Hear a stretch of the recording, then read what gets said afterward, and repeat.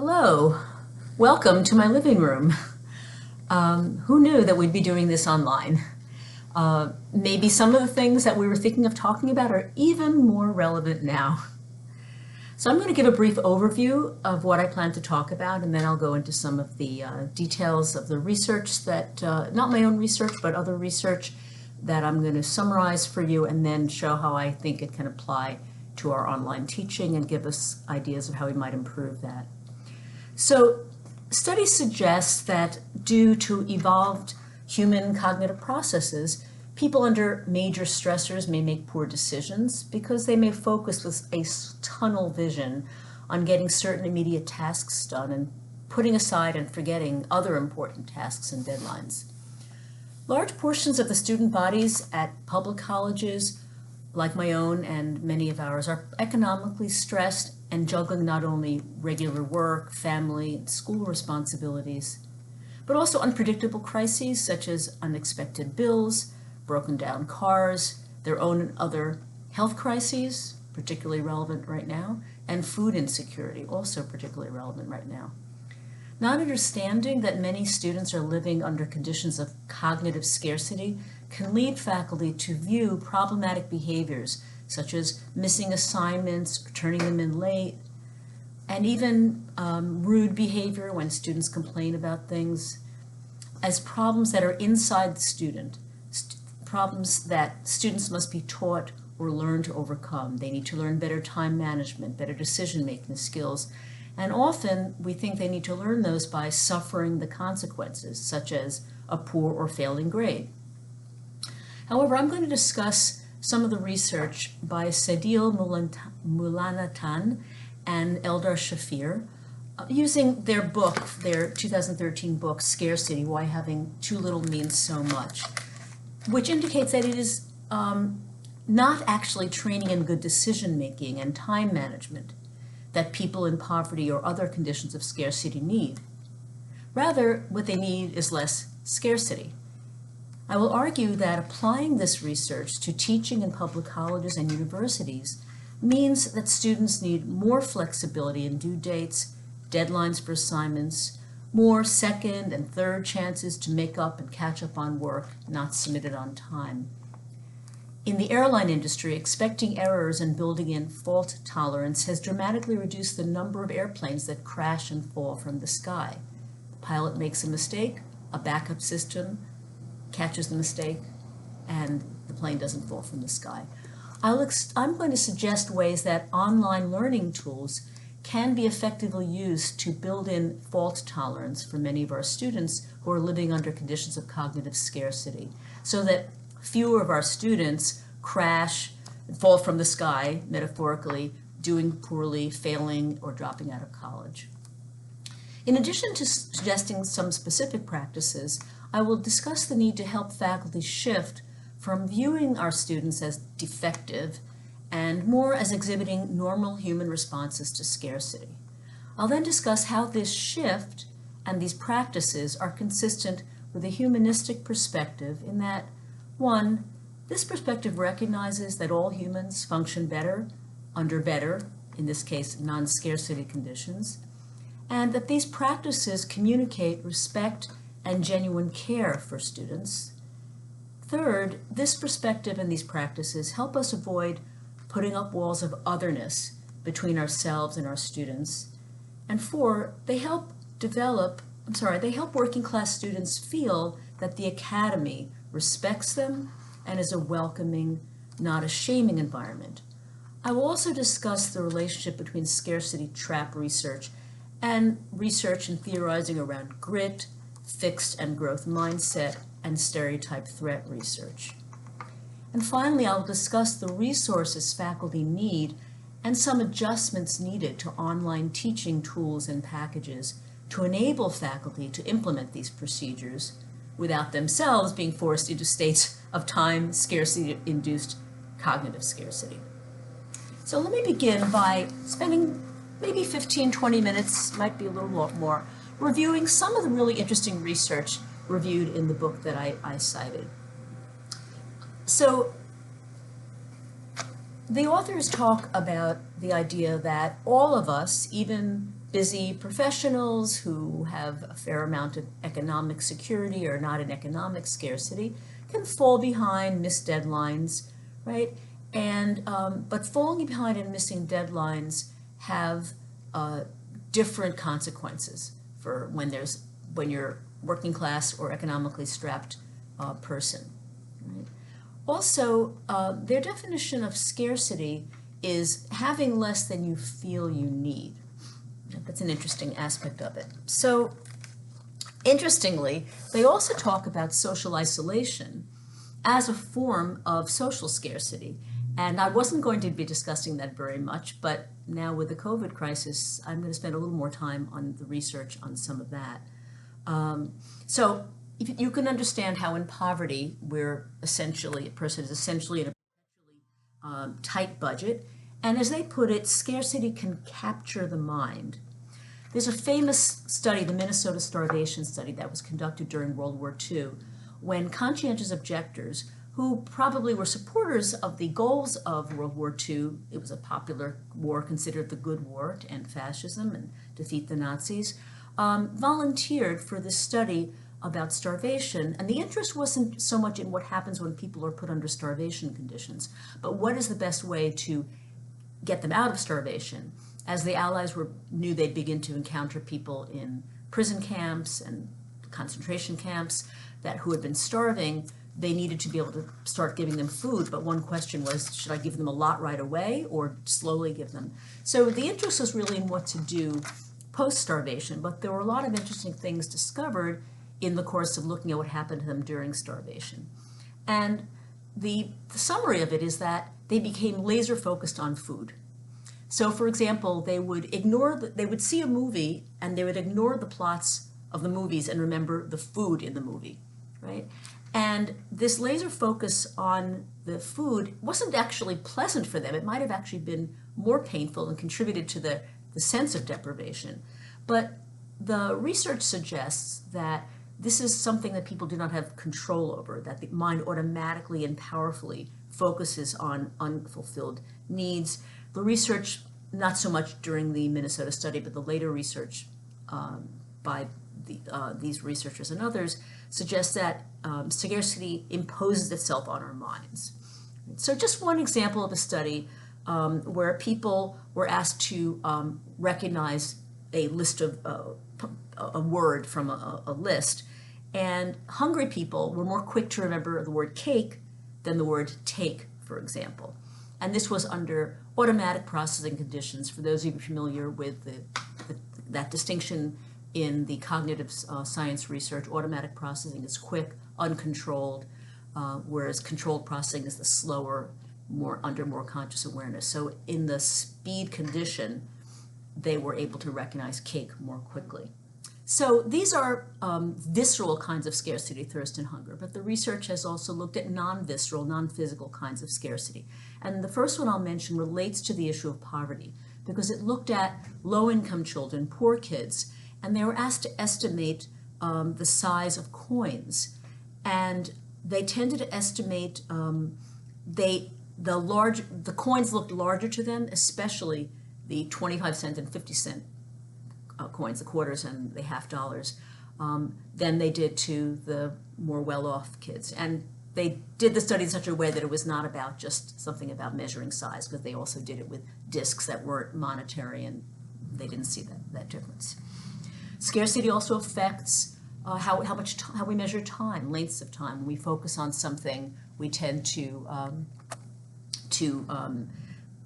distort our memory of the time, how long it took. So the research suggests that under scarcity, we're in a different mindset, and under this mindset, that the ways that we represent, manage, and deal with problems is different than we're not in that mindset. So let's look at what some of these differences are. In the scarcity mindset, we're more attentive, and we can also be more efficient in some situations. There's that focus, right? But on there's a certain way that by being riveted by something can make us more efficient. When you're under a time crunch, you may just focus very well, and it has upsides to it, right? It helps us to focus. and it would put less of our attention to other aspects of our lives, right? But it can diminish our executive control, our ability to make judgments. We make poor judgments about what we should be focusing on. So that the way it can be thought of as reducing bandwidth, right? Scarcity of all sorts reduces bandwidth, not just poverty, but other kinds of scarcity, right? And that leads to mistakes, which then can perpetuate scarcity. So scarcity has its own logic on top of cultural norms and preferences. And I want to stop and say something about that, because sometimes there's, I think, an elitist view about, oh, we have to teach our students to make better decisions and better choices. Oh, it's something about their culture, or, they're short-term thinkers. We have to lead them to be long-term thinkers. We have to train them to be, there's sometimes this idea that middle-class culture is more future and planning-oriented and working-class culture is not. And these researchers, and I would argue that this is not a cultural phenomenon, that this is a cognitive phenomenon, right? And it has its own logic. I'm going to read you a quote that I think captures this idea. They say that this provides a different explanation for why the poor stay poor, why the busy stay busy, why the lonely stay lonely, and why diets often fail. Existing theories turn to culture, personality preferences, or institutions. What attitudes do the indebted have toward money and credit? What are the work habits of the overly busy? What cultural norms and constructed preferences guide the food choices of the obese? Our results, the researchers, suggest something much more fundamental. Many of these problems can be understood through the mindset of scarcity. This is not to say that culture, economic forces, and personality do not matter. They do, but scarcity has its own logic, one that operates on top of these forces. The logic of scarcity can be similar across different domains. Its impact can be different, and this will be particularly true in cases of poverty. So now I'm going to look at the two sides of scarcity, sort of the pros and cons, focusing and tunneling. So scarcity can make us more effective, focus the mind, right, when it's a focus dividend. Scarcity in lab studies can separate out the effect of real-world differences in rich and poor people. So it can capture the mind, and the research shows this is the case both in those automatic processing situations and even in those slow or controlled processing situations where you have to juggle a number of choices of what to focus on when you're managing a deadline. You may make different choices under scarcity than you would under lack of scarcity. So that's the focusing part. The tunneling part is that we focus single-mindedly on managing the scarcity at hand. And it's kind of like framing a photograph, and you frame just the part that you're looking at, and you leave everything out. But I want to go into some specific studies that look at two aspects of what they're calling bandwidth. Bandwidth, you can think of it as your ability to function at your best mentally, and they roughly describe it as having two components. One is cognitive capacity, and the other is executive control. I have sort of been mentioning executive control in terms of decision making, but cognitive capacity is also another important component of what's often measured in intelligence tests. So in this study, they basically gave people a problem, and in one case they had to grapple with what to do when there was a $300 car repair bill versus a $3,000 car repair bill. And then after they had to grapple with that problem, they gave them something similar to one of these intelligence tests for this kind of fluid intelligence. And in summary, for poorer people, poorer and rich people did the same on this intelligence test after they were dealing with the low-level economic problem, the $300 car repair, after they had to think about that for a while and discuss what they would do. But then the difference emerged when it was an expensive thing, when it was a $3,000 car repair, and both groups, wealthy and poor, had to think about how they would have addressed that problem, what they would have done. Then when they were given this cognitive task, the wealthy people their Their performance did not go down, but the poorer people did. So a few minutes of having to think about some complex problem, which wasn't even in their own lives, but imagining what it might be if it were in their lives, that was economic. For poorer people, you could call it, it drained some of their cognitive capacity, it distracted them. So that's just one example, and those of us who think about our students who are struggling with economic scarcity, and they're taking our classes, and just imagine how that can influence and perhaps get in the way of their acting in ways that we think of as intelligent. And yet it's not because there's anything wrong with them, right? As you can see, they did fine when they weren't being asked to think about that particular thing, right? So this was a significant difference and quite dramatic. So there are other studies that you look at executive control, which I'm not going to spend time on now, but using that exact same paradigm with the $3,000 and $300 car repair problem, and then a task that measured executive control, that is planning, inhibiting impulses, and making a choice in which action to take. The people who for whom that $3,000 car repair problem triggered the feelings of scarcity, they did more poorly than the people who had plenty of money. Okay, so there's a lot of nice experimental data, and the book then goes into some non-experimental or field studies where natural experiments have happened, which again demonstrate the impact both on the fluid intelligence and on the executive functioning under conditions of scarcity, economic scarcity. They also discuss a little bit differences between that and stress, which I'm not going to go into now, but they make some distinctions between stress that is not related to scarcity. Other kinds of worry can cause stress. So I won't go into that, but it's of interest if you'd like to look at that. They also look at, and this is interesting too in terms of our students, because they look at part of executive functioning is inhibiting unacceptable social behaviors, right? Impulses to lash out or say something rude, right? And they find examples that under scarcity, people have more difficulty inhibiting those impulses. So I thought about a student of mine this semester who was, I think many of us, many faculty might have considered her to be rude, especially when we transferred over to the online learning. She had a lot of complaints, she was upset, she was annoyed by many things.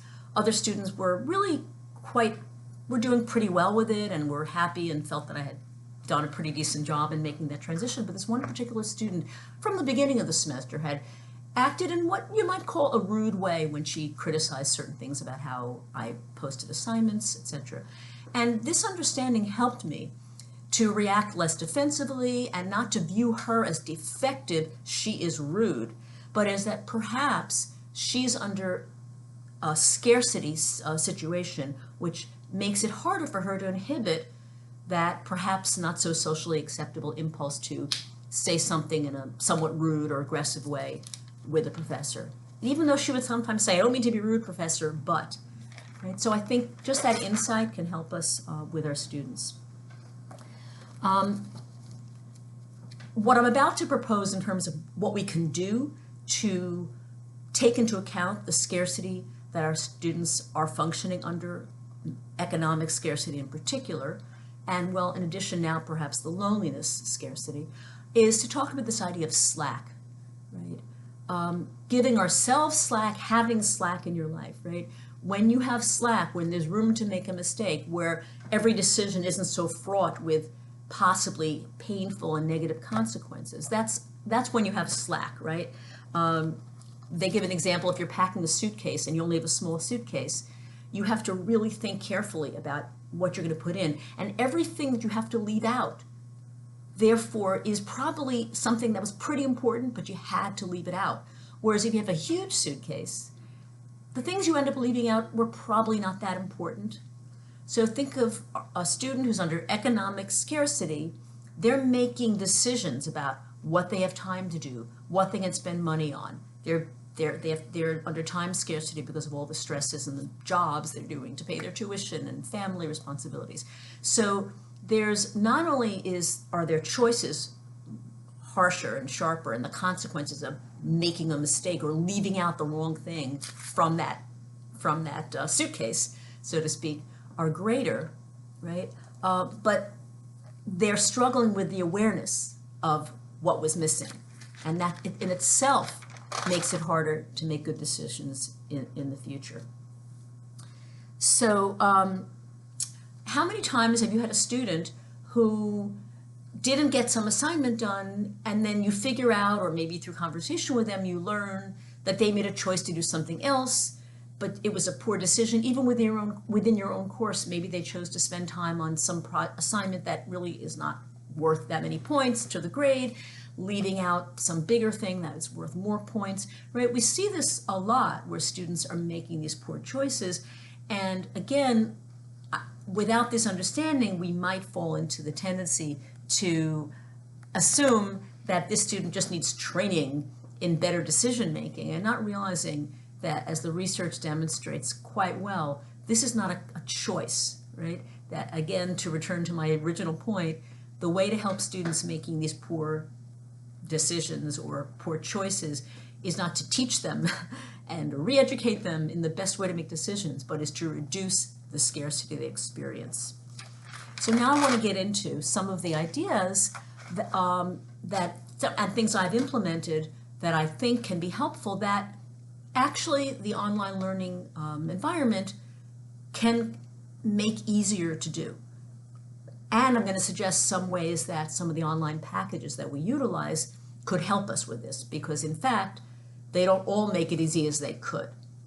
So one example for that is, I have found that we happen to use Blackboard on my campus, that it is possible to extend deadlines for quizzes and exams that are taken online pretty easily, right? I simply look and I see who has submitted something. If you haven't submitted something, I shoot you an email. I say you have until, I give them another time, right? Where if it's in a class and they're not prepared for that class, right? It's very hard to do that. You have to create a whole new test, etc. But so one thing that I do is I always do that. I'm always checking as it's getting close to deadlines. I also assume they might be overwhelmed, and I will remind them. And so I will just, in Blackboard, you can just click on a box next to the name of every student who hasn't yet submitted an assignment that's due in a few hours. You can shoot them an email with a reminder. And so many times I've had students email me back saying, oh, thank you, Professor, I forgot, or I knew about it, but I was at work, and then I got busy, I was working on this other thing. Thank you for letting me know. Or you could even be that swoop in with benevolence and say, I'm giving you an extension. Here, you can do this, and you have a few extra hours, you have an extra day, right? So that's something you can do in an online learning package. But I will use this opportunity to put out to the folks who manage and create and program these packages that the ones I've checked into do not actually facilitate that in the ways that I would like to suggest. So one thing I would suggest is that instead of the professor having to individually go and search the people who didn't, submit something or who are in danger of missing a deadline, and individually send some email to them and then say, okay, I'm offering you an extension to this time, that there could be a way, it would be wonderful if there were a way that could be put into the package so that you could say at a certain point, emails go out, a reminder email goes out to students who have not completed with an extension of X many hours. You set that up in advance. You even perhaps set up the text of the email that goes to them. Hello, I've noticed that X amount of time, right? So that would be a fantastic thing, and a package that offered that as an easy to use tool would help students acknowledge that they may have made mistakes due to scarcity in terms of their planning, and also it would lessen the chance that the faculty member would end up in a time scarcity situation, because we too, it can be overwhelming to do all these things. So the more that a program makes it possible for a professor to give students this flexibility, to give them slack, which is what I'm calling for. There are many ways programs can help professors give students slack without putting the professor in a greater time scarcity trap where they can't function at their best. So this raises one question immediately about a lot of students, and we'll hear this from our students, will say, it's not fair that you gave this person that extension, right? Because I got it in on time, why should they have the extension? And this raises a very interesting philosophical, pedagogical question, right? And if we were doing this live, I would be interested in hearing people's thoughts on this because it's a real concern. I will tell you that most of the time, what I do to address that is I reduce the students' points they earn on a particular assignment by some percentage, could be 10, 15, could be even 20%, depending on how late they submit, just so other students don't feel resentful, right? I don't always do that, though. Sometimes if I know the specific circumstances a student has been facing that might have contributed to their not getting something in on time, I might just not do the point reduction. But it's a really challenging question. I don't have a perfect answer for it, right? And here's an argument for not penalizing for lateness. One argument for that is that we all need slack, we all need grace, right? When my kid was in college, I remember once or twice when they were very, very sick, and I encouraged them to ask a professor for an extension. They were afraid to do so. They didn't feel they had a right to do so. And I encouraged them to do that. Many of our students, if you're a working class person in this country, you're not used to having a boss who will give you slack. I mean, some bosses do. But most of the mindset is that you're supposed to sort of deal with it, not expect any excuses. Many times students will write to me, even when they may have had a parent die or some other serious illness, and they'll say, I know it's no excuse, but, and then they'll tell me some awful situation, and they'll say, could I get an extension? And I'll write back and say, actually, that is an excuse, right? But in our harsh capitalist society, people are told, you're supposed to be responsible, and you're not, no excuses. Be tough, suck it up, don't expect the world to treat you with any kindness, or, the devil takes the hindmost, no excuses. That's what our students often expect, and I think that part of the reason we often hold them to those kind of demands and that kind of approach is that we feel that maybe we are not doing them, we're doing them a disservice if we give them that slack, right? Because, as you might say, out there in the, quote, real world, their boss may not give them that slack. They have to, quote, learn how to time management, how to time management, etc. I would argue that, in fact, treating people cruelly, not giving people slack here in the university setting, because the capitalist marketplace of workplace may not do that, makes as much sense as one of my favorite researchers, Alfie Kohn, makes this point. He makes this comparison. It's like saying, let me give my child carcinogenic chemicals to eat now because they're going to be exposed to carcinogens when they get out in the work world. Right? Just because that may be how it is out there doesn't mean we have to reproduce that in the academic environment. And I don't believe there's any research supporting the idea that that kind of treatment actually makes people more likely to succeed and more likely to be able to handle the vicissitudes of the cruel capitalist marketplace. In fact, being nurtured in a place of kindness and respect and slack and safety and understanding of humanity doesn't make you weaker. I believe it builds your strength, allowing you to face that maybe crueler world out there, but also perhaps, and I would hope it would, encouraging you to say that's not how it should be in that crueler world out there. Maybe people should be given slack. Maybe I should have sick time if I'm home, or maybe I do need time to recover emotionally because my grandmother is ill with COVID, right? So I'm arguing for a less cruel world in general, a more forgiving world in general, and I'm arguing for bringing that into our teaching practices. And so using online tools to give our students slack, extending deadlines is one way to do that, and our online tools can be used to make that a doable process and not require massive amounts of work, like unfortunately it does now, reaching out to individual students one-on-one, I'm giving you an extension, when can you get this done by, etc. A lot of that could be automated. Automated kindness is what I'm calling it. And then that question about whether to deduct points for late assignments. It would be possible to build into one's course structure that there is no such thing as unnecessary deductions of points for late assignments, right?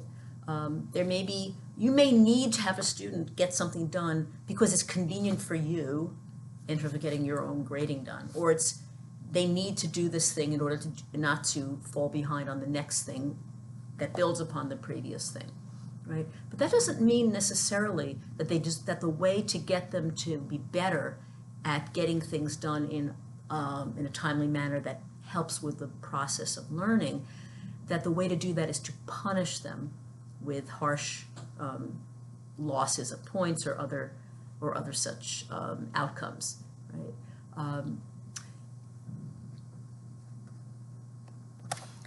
I would add that another consequence of a punitive approach to deadlines and second chances and third chances, etc., is that it shows disrespect for our students.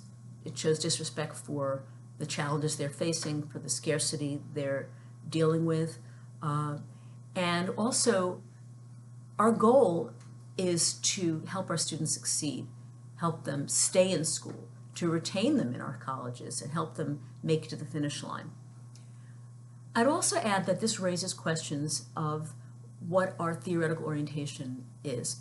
Within psychology, there is a strong influence of behaviorism, although the whole cognitive revolution in psychology has diminished the impact of behaviorism. But I would say that it still has its influence in how we look at these types of situations and see it as being dangerous to give students slack. So the behaviorist perspective focuses on rewards and punishments, right? But what it doesn't look at is what do human beings need in order to function at their best. People, from a humanist perspective, people need safety, they need support, they need social connection, they need respect in order to function at their best, right? And that a reward and punishment mindset doesn't necessarily provide them with what they need. Another important concept that's very widely discussed and utilized and researched is the concept of grit, that we need to teach our children to have grit, to keep working hard. And there's a lot of research that supports that. I'm not going to say that all that research is wrong. There's certainly evidence for the value of keeping working at something. But I'm just cautioning that the behavior that seems to be due to a lack of grit may be due to scarcity and not some flawed ability to keep plugging away. And also, the executive functioning, which allows you to figure out what should I be plugging it away at? How do I make choices of the use of my time, right? If grit just tells you to keep working, plug away, that is not the same as figuring out how to prioritize, right? And under scarcity, it's hard to figure those things out. So I'll just summarize that I'm arguing for and I'm calling for the packages that we use for our online courses should be looked at for ways that give a lot more flexibility around deadlines and grading, right? And that I would encourage people to rethink the idea that they must punish late assignments, to rethink it from the mindset I'm talking about. Now I just want to spend the last few minutes on talking about loneliness. Right? So we know now that loneliness is a thing and it affects everyone, affects our students, right? And as I mentioned, the research suggests that loneliness creates a sense of scarcity as well and makes it harder for us to function at our best cognitively. So what can we do to diminish loneliness? So there's a lot that we can do within the online environment where people know things about creating breakout groups, opportunities for students to collaborate with one another. So I would encourage that, and certainly that's nothing original with me. We all know that. But I'm just, as a reminder of its value, one of the ways it might be valuable is that it may help with the cognitive impact of the loneliness that we're all experiencing under this COVID situation. But I would also suggest another possible way to decrease loneliness and possibly some of the negative cognitive effects of it among our students, and that is to think about the most important people in their lives, right? Who are they not connected to as much as they normally would be under normal non-COVID circumstances, right? Who are the people? Is it a grandmother? Is it a cousin? Is it some other person they don't get to see, right? They may be lonely, just like we are, because of those connections. In other words, just like our students, our connections at work may be important and meaningful to us, and they are in a variety of ways, but maybe our more deep social needs are met with family and other friends. So why don't we think about how we can incorporate that into the online learning, in including assignments where students might speak to that family member and talk to them about that book they're reading or that theory or that study, and find ways to do assignments that incorporate grandma or grandpa or your little brother or sister. Call up your uncle or aunt. Ask them to think about people in their lives who they're not connected to, they would want to be connected to, and encourage them to do that, and create assignments that might diminish loneliness just in the nature of the assignments, and encouraging them to connect with others. And last, incorporating both this loneliness piece and ways to connect and dealing with these scarcity traps. I would encourage that when you have students set up into breakout groups or groups that function together throughout the semester, that one thing the students can do is they can become a team to help each other to catch each other, just the way the pilot and the co-pilot, and in the metaphor about airplanes, that they have other people who they work with, and they're assigned to be a group. That's actual task is to catch them when they make a mistake. So it's not just the professor, but a group that can say, hey, this assignment is coming due. I can see that you haven't done it, without them being able to see the grade book, right? This is another adjustment that would need to be made in our online packages, right? So be able to see the grade book of a student without seeing their grade, but to know whether they've submitted something or not. And you have a team and you say, hey, this thing is due. I see you haven't started it. So that would be another thing. It would require some changes to the programs, but I think it could be very helpful to get support for students in dealing with the possible errors they might make through scarcity, some of which we can help them deal with before the fact through reminders, after the fact through flexible deadlines, but also by having them work with others, addressing the loneliness, lowering the shame, the feeling like, oh, there's something wrong with me, acknowledging that we all need help with remembering deadlines, keeping up, and with those executive functioning decisions. Maybe I should work on this paper rather than that quiz right now because it's worth more, or it's going to help me be better prepared for the next thing, right? Helping students use the executive functioning skills they have to help each other with all their executive functioning skills. So again, that would be something that the packages that we use would have to adapt to in order to allow students to see what otherwise would be private information, actual grades. I encourage people to think of other examples, ways that we can use this, but starting with respecting our students, seeing them not as flawed, and being creative and looking for ways to be flexible in our administration of our classes, in our grading of our classes, and encouraging them to work together to acknowledge and not be shamed by the mistakes they might be making, and to get support in avoiding some of those mistakes.